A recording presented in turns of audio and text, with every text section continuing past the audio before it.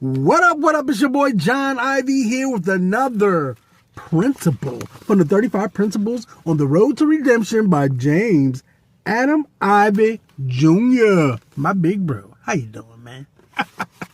So check it out.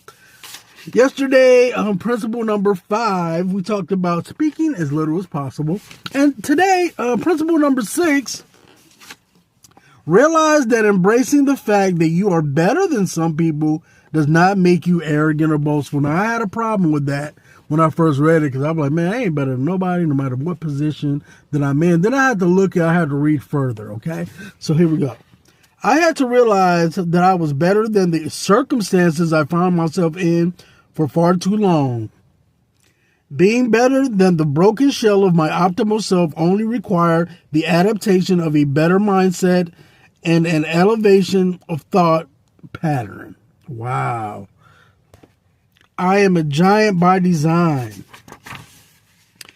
Yet I live timidly and afraid of attempting to escape from the prison of my insecurities and flaws and failure. I began looking better. I made it a priority to feel better. I began a mission to treat myself in a royal manner. So basically what he's saying is, look, you're better than your circumstances.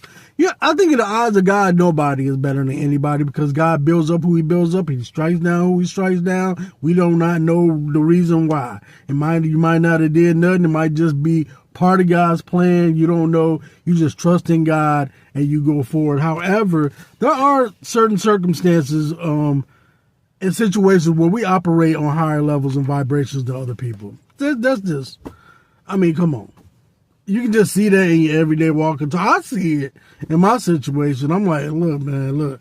It is some people out here operating on higher levels. And you're better than somebody. I mean, you're better than people who take advantage of children and rob and steal just to get what they want, whatever vice it is. And, you know, they had way more help than anybody has ever had help in the city. They still doing the same old things. And, you know, I don't try not to judge people, but, you know, I feel that sometimes, I feel that there are people that operate better than other people. Put it like that.